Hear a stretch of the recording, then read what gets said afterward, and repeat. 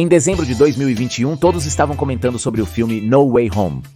Sites e apps de cinemas colapsaram, com filas intermináveis e brigas físicas por ingressos, já que todos queríamos saber se realmente Tobey Maguire e Andrew Garfield apareceriam no filme, apesar de terem dito que não. É compreensível se o rumor fosse verdadeiro. Significava unir os Spider-Man de 3 gerações, algo verdadeiramente épico. Algo que, ao assistir o filme, descobrimos que de fato ocorreu. Isso deixou os fãs muito felizes, que transformaram o filme em um dos maiores sucessos comerciais do universo cinematográfico Marvel, e até mesmo muitos chegaram a dizer que era um dos melhores filmes de super-heróis da história. Alguns meses após a estreia, a narrativa em torno do filme mudou e começou-se a dizer que ele realmente não era bom, que era mais fanservice do que qualquer outra coisa.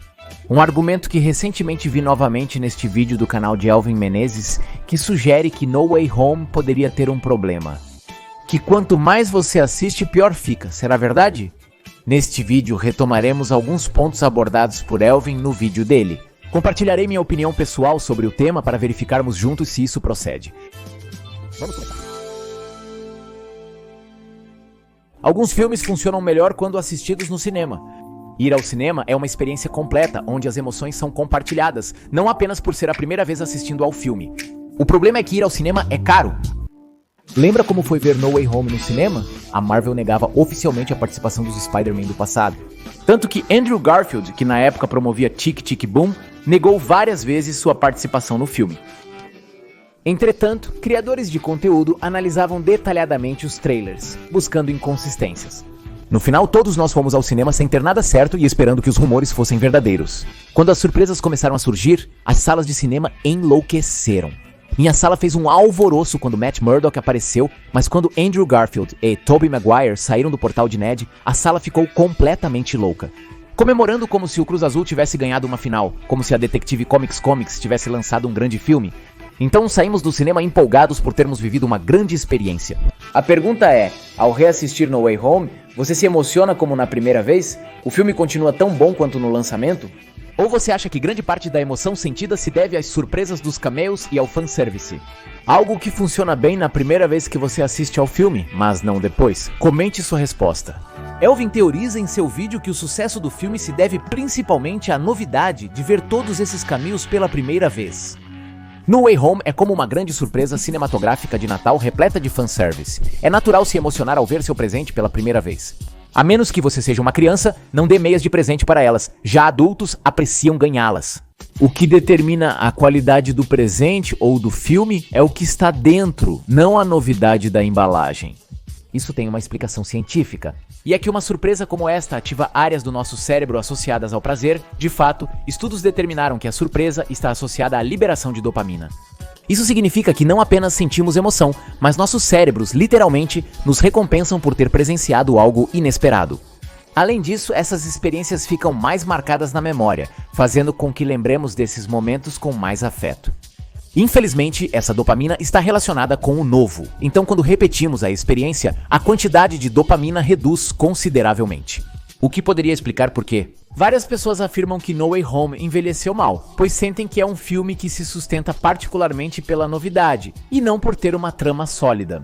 Mas será verdade? Analisemos detalhes do filme. No seu vídeo, Elvin diz que sente toda a primeira metade do filme muito fraca. As motivações são pouco críveis e vários personagens tomam decisões que não condizem com suas personalidades. Eu concordo com alguns pontos e com outros não. Por exemplo, não te parece que toda a primeira parte de No Way Home parece um pastiche de duas tramas que não deveriam estar juntas? O filme inicia no ponto em que Far From Home termina, com Mysterio revelando ao mundo que Peter Parker é o Homem-Aranha. O que lhe causa problemas sociais e até mesmo legais. Isso tem o potencial de ser interessante, porque poderíamos ter visto as consequências reais do que significa ser o Homem-Aranha e como Peter lida com essa responsabilidade.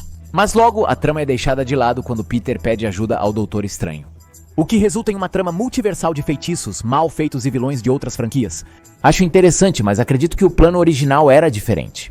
Acredito que no início eles queriam um filme mais pessoal, mas depois alguém disse: o que realmente venderia seriam ingressos? Apostar na nostalgia, hein? Apesar do início estranho, No Way Home se tornou um grande sucesso comercial. Você sente algo similar? Além disso, sinto que Peter e Doutor Estranho agem fora do personagem, tomando decisões tolas de forma conveniente para a trama avançar. Tudo poderia resultar neste grande blockbuster multiversal, principalmente porque havia maneiras mais simples de resolver os problemas de Peter, sem precisar recorrer tão depressa aos feitiços mágicos perigosos que alteram realidades. Pessoalmente, toda essa primeira parte até o feitiço do Doutor Estranho me desespera muito. No cinema também me emocionei com a mudança de Matt Murdock. Adorei quando ele brinca dizendo que é um ótimo advogado, mas agora já me cansa passar por toda essa primeira parte do filme para chegar ao resto. Porém, não vejo o filme como puro fanservice e uma visão mais cínica. Honestamente, também encontro muitos pontos positivos nele. Um momento marcante é quando Peter, Ned e Mary Jane, no porão do Doutor Estranho, descobrem que vários vilões foram retirados de sua dimensão pouco antes de morrerem.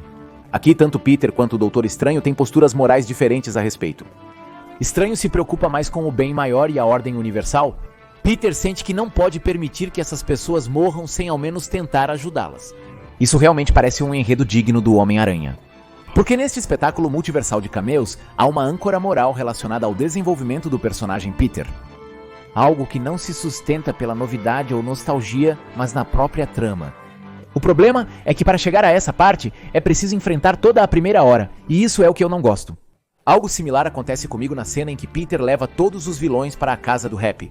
Acho uma decisão muito estúpida levar todos para lá com tanta confiança, sabendo que são vilões do Spider-Man de outras dimensões. Adoro ver o retorno de William Dafoe como o Duende Verde e seu discurso sobre como a bondade é uma fraqueza. E no final, como? Tudo termina com Peter perdendo a tia May logo após ela se opor a Norman e dar a Peter a maior lição de todas. O mantra que sempre acompanhará o Homem-Aranha.